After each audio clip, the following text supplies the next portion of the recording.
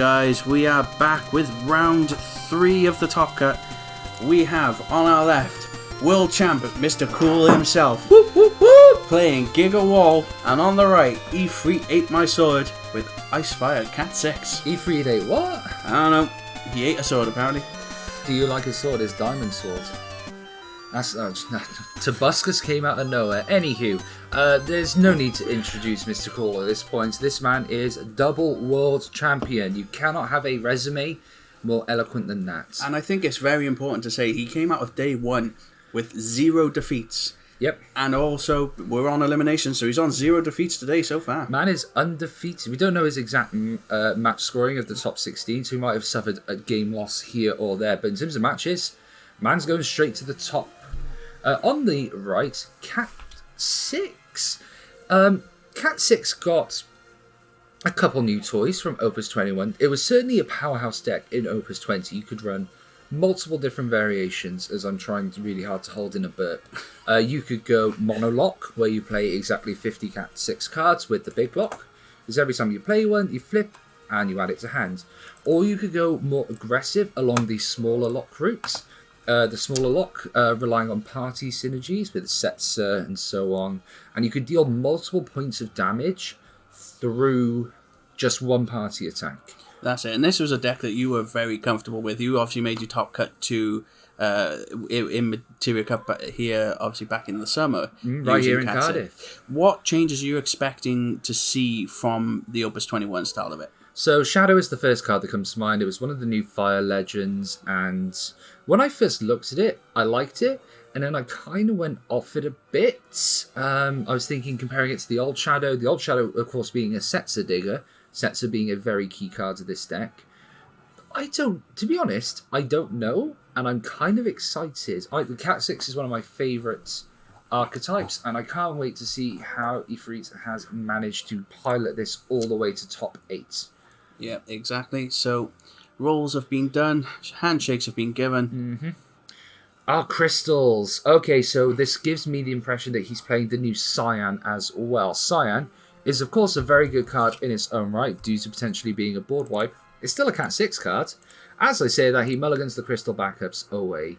Okay, well, this is the Cyan the Kitty was referring to there. And we are just being handed the deck list now, so we can take a closer look. So we see Amis in Hancox's hand, and he is holding with a interesting choice. I'm trying to work out what the last card is saying, because I've seen 2 Amis. He's got the wall. Oh, that makes perfect sense as to why he's saying. There you go, Kitty. I'll put the Cat 6 list in front of you. You can peruse to your heart's content. Okay, so we have got... This is not a big lock list. He is playing the new Shadow. The Cyan, as we know, is in there. This is... a couple Summers in there, a couple Bahamut, but otherwise, nothing too out of the blue. Shantoto, the ice one, that, of course, crystals. You're playing crystals. Shantoto can become 1 CP, add a card back, and it's crystals. In the meantime, is it a turn 1 Edgar? This does not feel... Ami. Oh, does Mr. Cool Ami it? Because if he Amis, can he GigaWoL? 5, 4, 3, 2... 4-3-2. He can't GigaWoL if he Amis. No, he can't GigaWoL if he Amis. It's an interesting decision. What a dilemma straight from the first turn. Ooh, and it's the new Opus 21 Bahamut. Can we pull this one up for the viewers, please? Opus 21 Bahamut for you on screen, sir. He's allowing it. He values being able to play the wall more than letting that Edgar sticking around. Now, obviously, we've said quite a lot over this weekend that we feel that this, the 7-cost wall deck tends to die on its feet quite quickly. I am very interested to see how Alex controls this deck. Show us those hits. Onion Knight, Gilga, Arya, Onion. Remind me of the Onion Knight, please, because I'm struggling to remember what that one does. If I could spell, I'd be dangerous. There we go. So it is the Lightning Water. When it enters, choose damage forward, break it. Choose a forward opponent controls, return it to its own hands. Do you want to bounce an Edgar? Probably not. It's not the worst shot in the world. But now we could be, in theory, looking at the ability to Amac the next turn, so it's not terrible. Yes, he had 2 Ammies, and I only see 1 in the break zone, so he's definitely still got 1. Yeah. And he is bouncing the Edgar. Okay, understandable. And we also see that Alex there went with 1 forward, 1 backup, so he's at least got some CP for later ventures there. I think it makes sense because you can clearly see that Cat 6 did not draw the best start. He's playing 3, 5, 7, 10, 13, 14 backups. And, alright, so we've got a Banana Man. Banana Man gets us rolling. Yeah, you got to go digging for the lock if you don't have it, right? But it does look like he has in a very far card there, if I'm not mistaken. The lock. Lock will get Ammies, so I think you play Banana Sid and you just probably skip a turn. Yeah. So it looks like Gogo and Mog go into the break. Yep. There's the Banana Sid. Search yourself Cat 6. Which one do you choose? Sabin would be the logical choice because you're staring down. Do you know what? Umaru? Is he playing? Yeah, Umaru's in there as a one-off. Umaru is certainly an option. He's got options. The difficulty is you've seen Ami, so you know Alex is playing Amis, so you've got to play around the Ami. Yeah, exactly. But again, is that one being discarded kind of like a false sense of security? You know, do you think maybe he doesn't have one yet? Maybe I can go for it. That is the trap. Nevertheless, he does go for the Sabin because he already has the Edgar. The Edgar's already known, so he may as well get the other combo piece. In the mean, he drew a third Ami. He drew a third man. Okay, guess that's World Championship power right there for you. Draw all 3 Amis in the first couple turns. Yeah, exactly that. And we are off to the races, and that's a set to hit. That could be pretty big. And we are going to follow it up with a Samurai. Yep. Another crystal, another draw. Emorai, at this point, I think, is a very hot topic haircut, if I've ever seen one. And the Amis are live. Interceptor, Bahamut. Oof. The Brodies calling for get them Cat 6, but, you know, got to respect the world champ. He ain't the world champ for nothing. Yep. Nice to see you in chats. So, we can play the Interceptor and we can play the Lock. At what point do we need to start considering removing these bodies? Because while Alex is building his backups, he certainly has. He's got another turn of playing a bit slower if he wants to. It's sooner than that the alarm bells will start ringing. Right, here's the Lock. Does the Lock get Amid?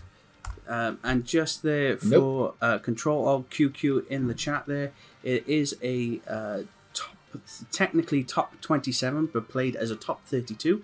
This is the third round of that. Best of 3 out of those rounds, with a straight up elimination. So this is top 8. We got top 4 and the final, and he's going for the Setzer. Setzer is very important. Do not get me wrong. Setzer is a very key card. I'm looking at this board and I'm still a bit scared. But he's going for the Interceptor. That's fine. We did say he could play a bit more passive, and he can curve into the Setzer next turn. And he leaves it there. That's it. And the fact that now your Shadow does have that haste might be good, but any Cat 6 is big. That is exactly what I was worried about was going to happen. Is before he had a chance to remove this Warrior of Light, Alex would draw another one. Oh, that's... It's a good thing he searched the Setzer, because there's another 2 gone. Second Setzer hit there. And a Celeste. Now, I think, though, if he is... Alright, you know, he's got a clutch of cards there, but we see a Cyan and... yeah, I would play the Cyan and just stock up. Oh, there's the third crystal. Draw a card. Yeah, just keep stocking up crystals this way. Save your board wipes for later when 6 goes wide. And you can play the Cyan now. And excuse me, Cyan will have 3 crystals available, which means it can do 3k pings, if I'm not mistaken. Yeah, but you don't even need the board wipe. You just need to manage the board. But the fact that now you don't have to pay 5 when you play, for the additional crystals for the Cyan on entry, you can just pay for 2 crystals. Still gives you that board wipe option. So the way Ifrit could have played around the Ami is not discarded that Sabin. He should have kept that Sabin to play for just 1 CP and then play the Edgar after. This means if the Edgar does get Amid, you can still stack the shoot effect on top of it. Yeah, exactly. At least get it to survive. Or the Chakra effect to bump the Edgar to 9k and keep him alive. Choice is yours. Exactly that. But still, though, it feels early game. We have seen plenty of games this weekend go from a 4-0 down to completely flip, so it does feel, though, that World Champ is ahead by a wide margin, though, right now. This Ami is such a huge difference maker because it's the difference between Sab and Mog. Mog on, here we go, Ami this, Ami it. Yeah, you're going to. Get it out of here. Nice try, Edgar, but you ain't wanted around these bats. That was a painful one. And that's the third now? That's the third. That's all 3 Amis. But they've done exactly what they needed to do. Yep. If you kept... This is a weird one where you don't discard what you want to play off the Edgar. Because you know Edgar getting Ami'd is a possibility. You need to keep the Mog in hand. You need to keep the Sabin in hand. Because you can play them and not have to worry about as. Alex is now comfortable, but he's not struck a final blow just yet. It's his turn to now be proactive. I know that most Cat 6 decks don't... well, actually, sorry, wrong way around. I know most GigaWoL decks don't tend to play many summons. Obviously, Alex is only running the 3 Ama here. Ooh. No Terror. Is there, any room for it, do you think, in the list at all? The problem is, there's a few different terrors you can choose from, but all of them are they're not great. He's just sacking the lol. Jump block it with the lock. The lock is... Ooh, I think it might be going to a game 2 sooner rather than later. I think with the Cat 6 getting such a poor start, I don't think if we mind with that. I think at this point you just plan for your game 2 and see if you can answer it there. You need to reload. Yeah, he's got 2 Cyan there. Is he? I mean, the board wipe's not really going to do enough, really. Cat 6 is aggro, but it's not hyper aggro. You do still need a couple backups to function because you need to fully enable the Sabin and the Mog in particular. You do want to have at least the Interceptor and preferably the Setzer to run off. Once you get those 2 going, you're good to go. But they are still necessary to a certain degree. Here's the Cyan. This isn't getting Ami'd, we know that, because we can see 3 of them beautifully displayed in the break. Oh, no, wait, no, there's we can't. 2. There is Where's only the third? 2. Where's the third? Maybe he didn't discard the 3rd then. So he's still got an Ami in hand. Does he? Potentially. It's entirely possible. We're not seeing it there. Nothing's been removed. He's definitely drawn 3. I'm pretty positive we've seen 3 so far. I thought we'd seen 3 Amis as well. Where is the 3rd one? Yeah, because he discarded one for the It's wall. in hand. It's in hand. There it is. Yeah, he's waiting for the payments. And Ami, I think you scoop here and go game 2. Yep, game 2. He's thinking it. Yep, game there 2. it is. Well played there by the world champ straight off the bat. It takes extreme skill to cast a Maserati. Well, as a mono fire player, the irony is lost on you, I'm guessing. I realise I also just did that to the world champion. I apologise. All due credit. He is a great player, and he played that to the letter. And I mean, when your deck provides you 3 Ama, it'd be rude not to, right? Ain't gonna look a gift horse in the mouth. Nope. So now reload. Forget about that one. You had the 3 Amis. You open no backups. It happens. Move on. Let's get a better hand. Let's get a better start going. Let's get the lock churning. Sets of dull freezes on these forwards can be very impactful. Yeah, I think imagine the difference that first game would have made had that first set to not gone to damage. Shoulda, coulda, woulda, but it could have made a huge difference if we could have got on the attack and with those backups quicker. For Alex, I don't think much changes. That No, was I a mean, great game plan. You got given the Amis, we stick with the plan. Exactly. He had the nuts, play with the nuts, let's go with it. How many different... So he's got the Samurai and the Scholar as crystal generators, as well as... There's that red 13 again, which is that one is the play one. That is too... That just plays GigaWoL. Yeah, so let's quickly get that up so we can have a look at that. Yeah, for those of you that don't know, this red 13 here floats about. That's this the one. one, yeah. Yep. When red 13 enters the field, you may pay a fire. If you do, play 1 forward from your hand onto the field. No ifs, ands, or buts. You've got a Warrior of Light in hand. You want to cheat it? There you go. It is removed from the game at the end of the turn, but it's done its job. Yeah, I think, again, not that we got to look at many deck lists, with the GigaWoL, but this deck list feels like it is playing a lot more backups than the ones we've seen before. All right, so I don't like what Ifrit done here. He has a Banana Sid in hand, and I am more than comfortable paying 2 for Banana Sid if I'm getting a lock turn 2. I want that lock online as soon as possible because I want to dig for that Setzer as quickly as possible. Luckily for him, we are getting a Sarah FFL, or it's Aria, one of the two. You're just checking the reading on Sarah FFL. When it enters, you may search for 2 Warriors of Light and add it to your hand.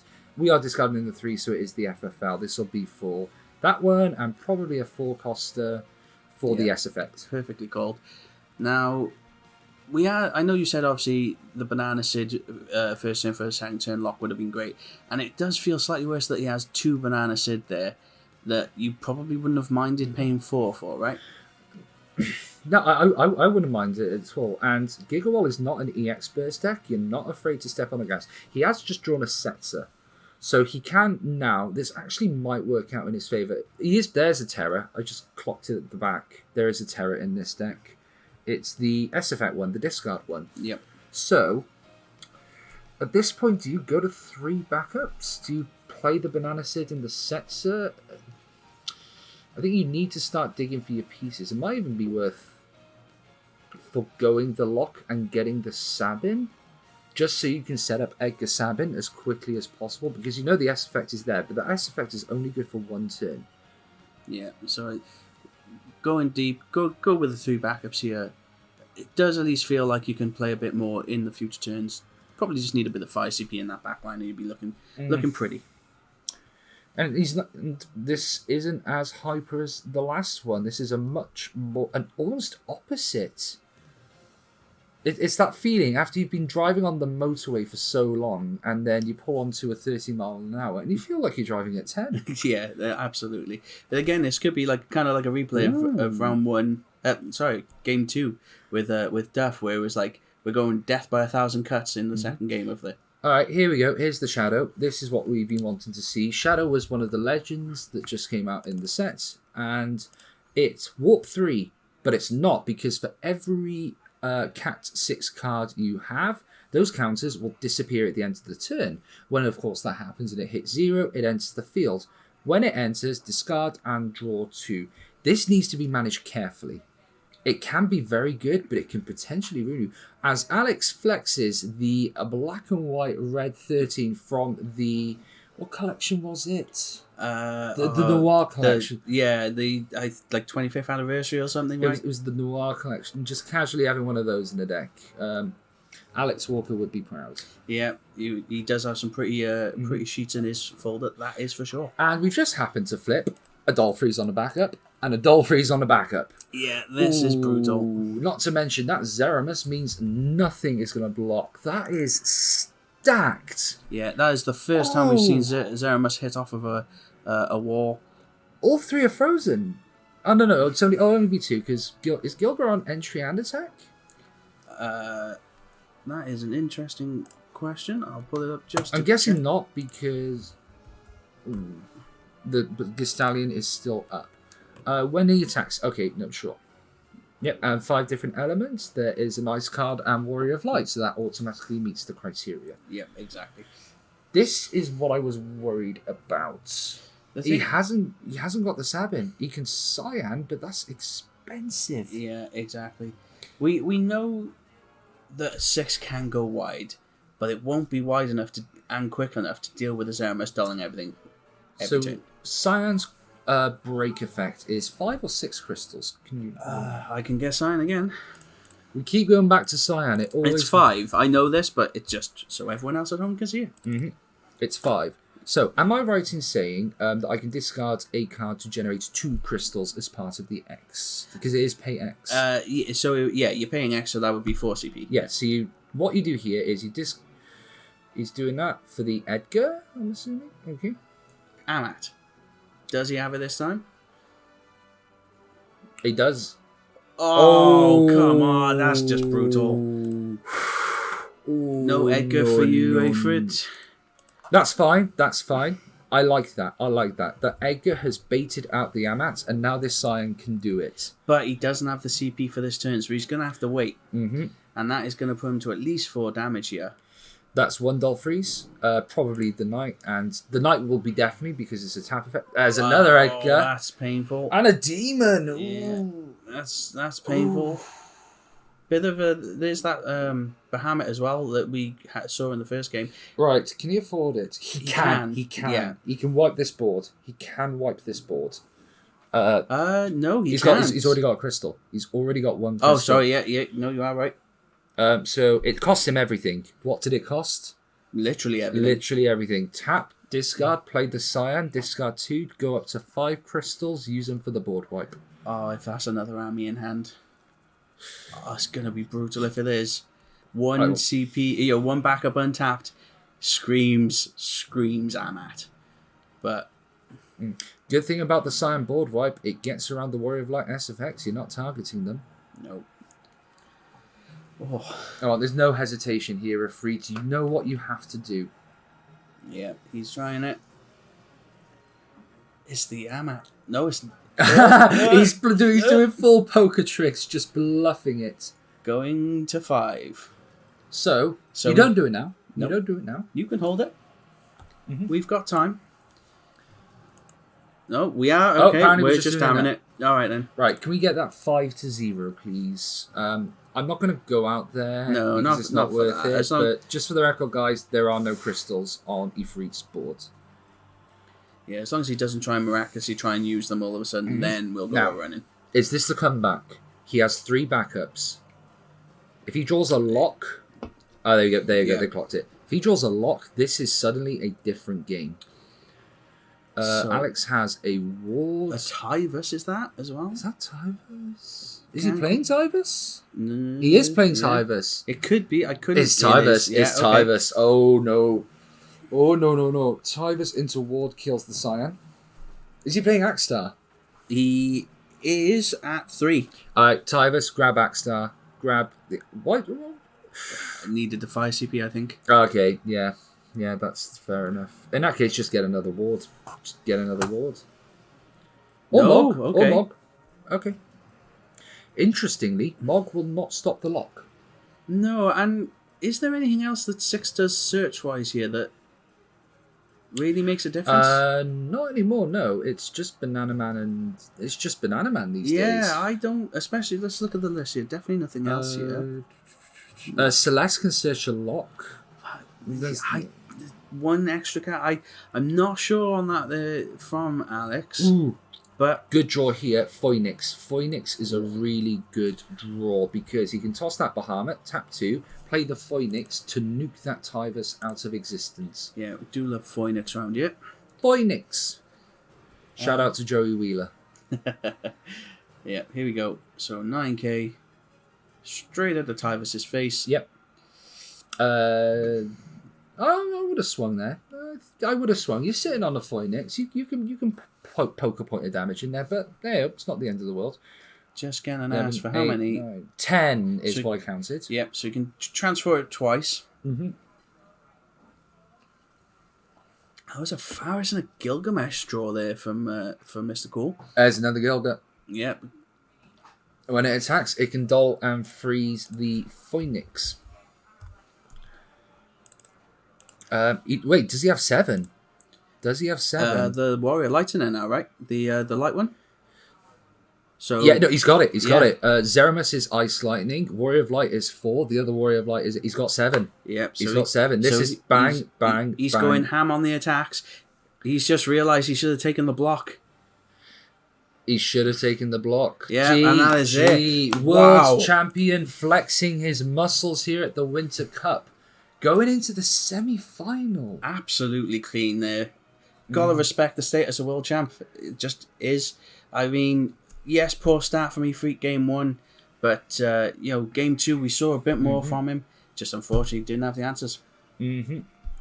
That is about it. So guys, we're hoping that we can have a brief chit chat with the world champ himself here. So if you want to hear some inspirational words and wisdom from the man himself, we will catch you in a bit. Yep, be right back, guys.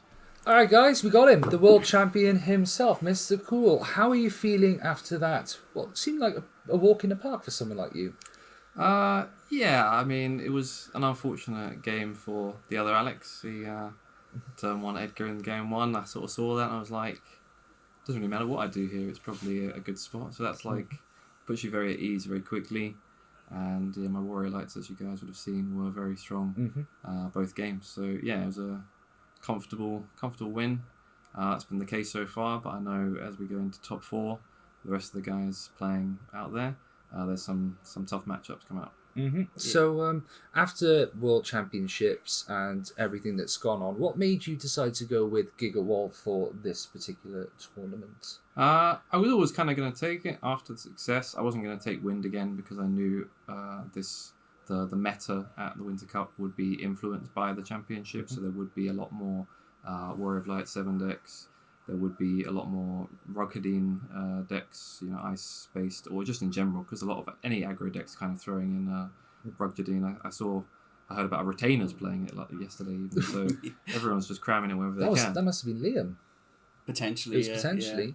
Yeah. And yeah, so Warrior Light it's the thing I think I like about it most, thing that's underrated, is that it does really well going first or second.